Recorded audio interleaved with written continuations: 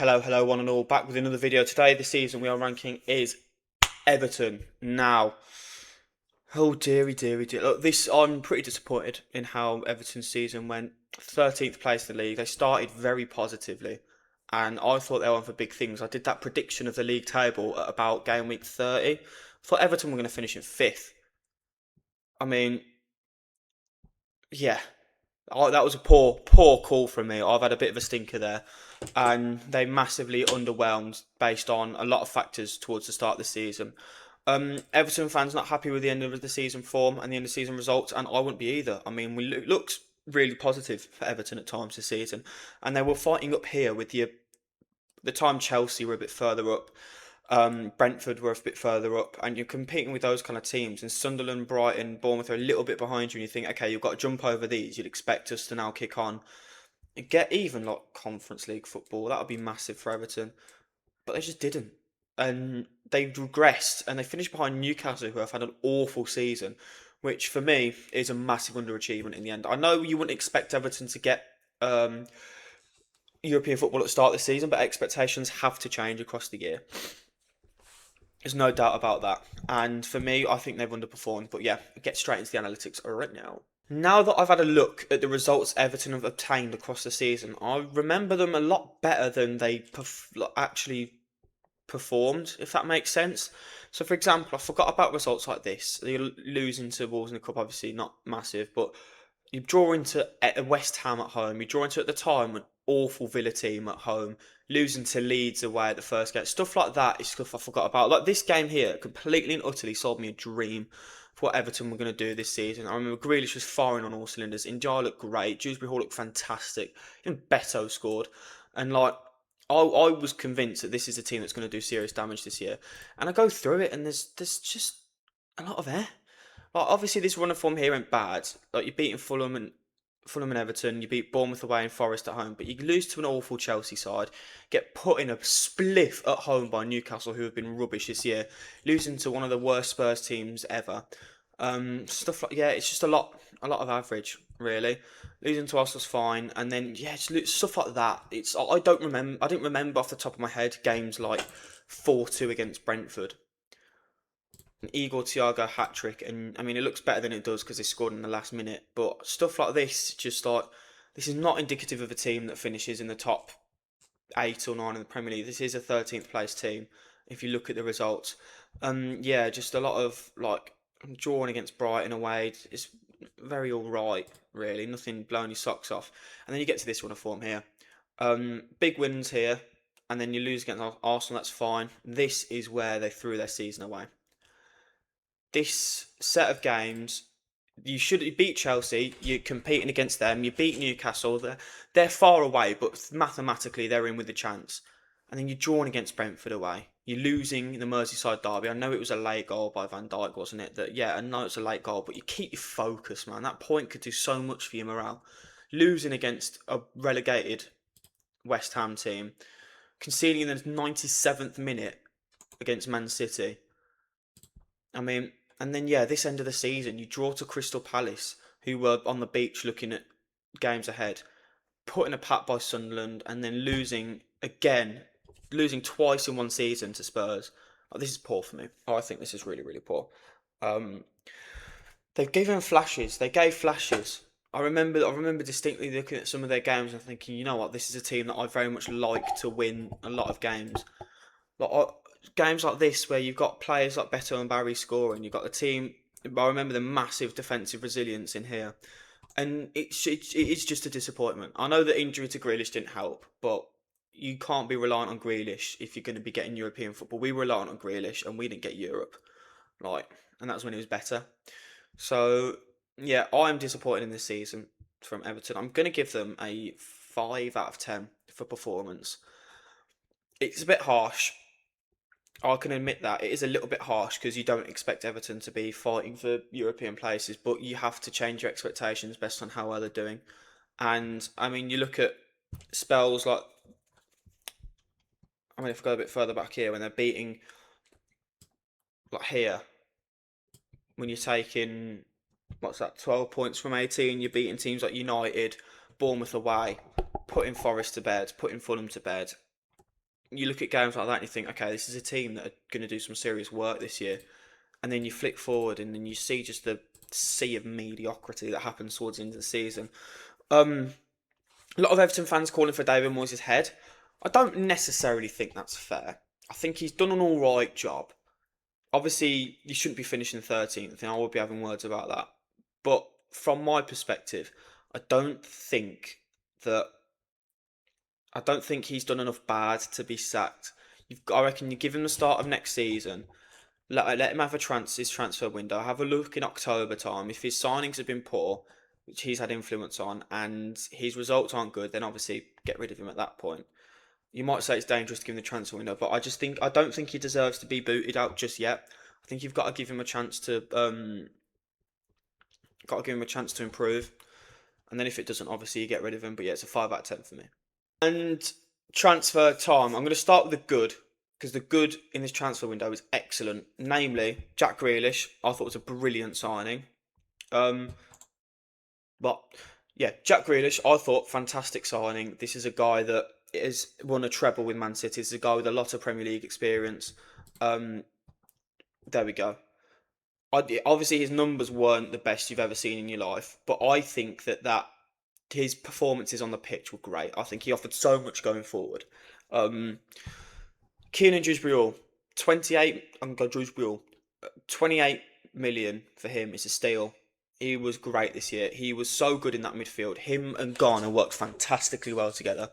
And I mean, I think you're going to pin your hopes on him kind of going forward to next season. And after that, kind of stops. I mean, George didn't do anything on loan.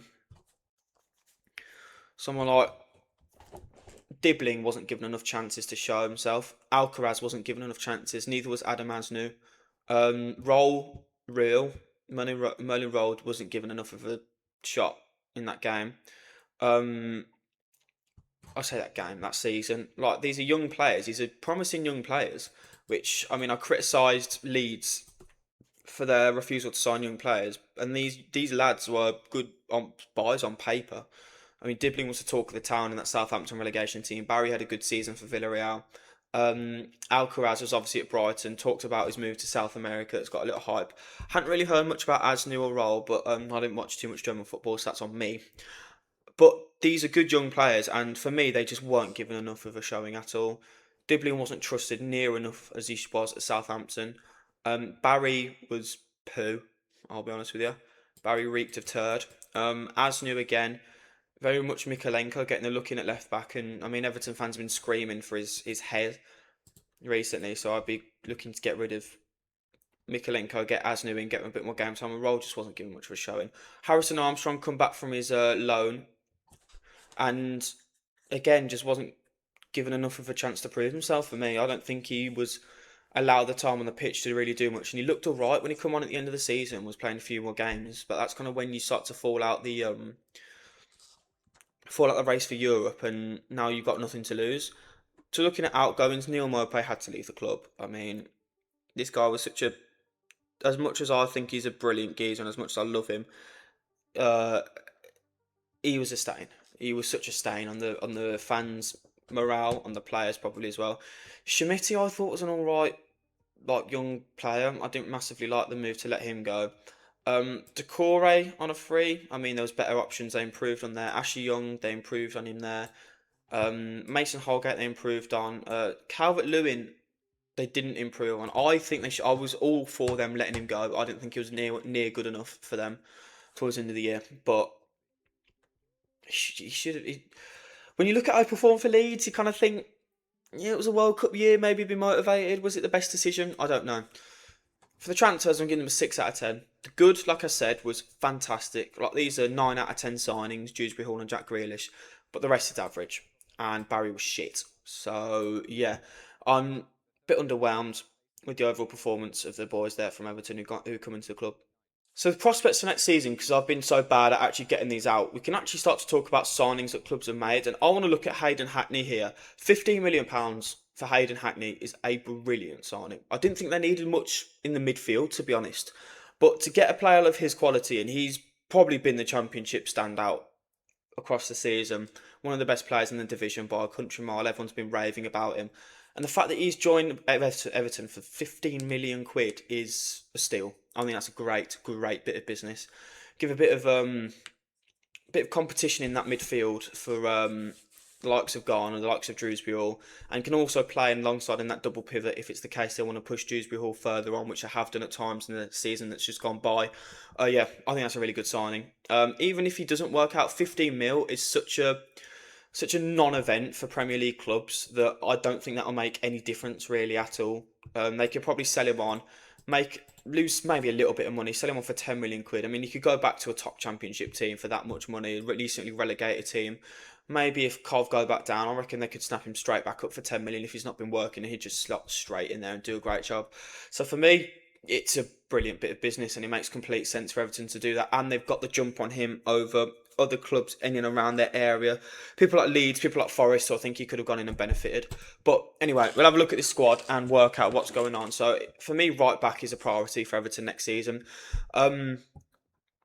James Garner was playing there a lot last season, and he was good. He was very good there, but he's so much better in midfield. Nathan Patterson really ship sailed on him, and Jake O'Brien has been forced out of position. I think you need a proper right back there. You need a proper left back as well. Vitaly Mikalenko needs to go.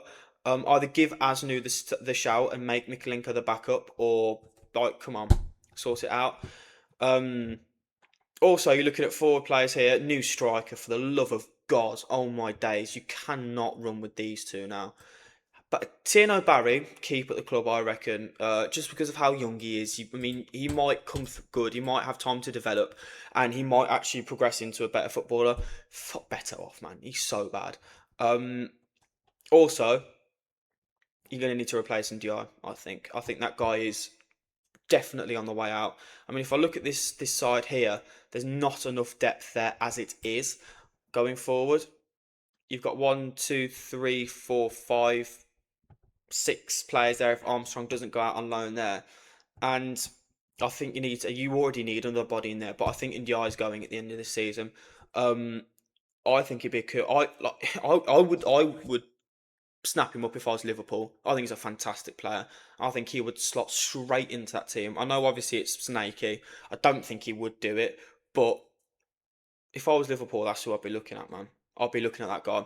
Um, but yeah, this squad does need improving on, and the names in the squad and how good it looks on paper are solid, but it hasn't performed to the level that you want it to.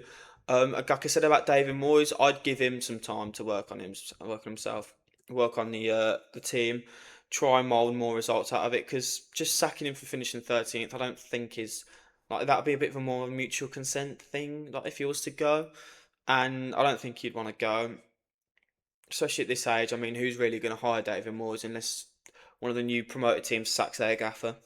Um, yeah, I'll give Moyes a few weeks, a few months, and if you're going into November and you're struggling, get him out, get a new manager in, give them the month to work out the squad in a busy period of time, and then give them a transfer window to go at it and really push up the table towards the end of the year. Because you can do it. When we got Europa Conference League that first season, we were in the relegation zone at one point under Gerrard, and we come in and we went into seventh and further down positions to get in Europe recently. Like eighth place got a European spot this year, so it's completely doable if you get a good string of form going. If the league's as close as it was this year, then you've got every chance of doing it. Um, yeah, for me, I'm gonna give them a 6 on their prospects for next season.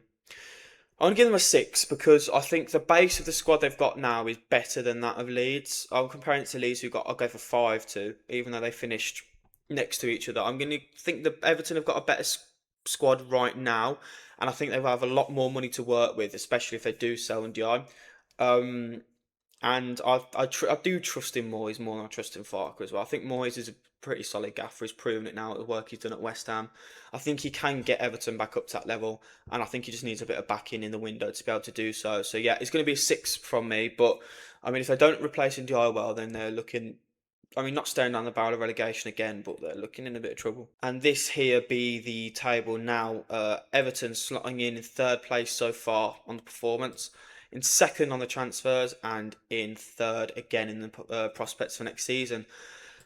I put them behind Leeds because I do think Leeds have done better compared to expectation than Everton. So I would say Leeds have had a better season.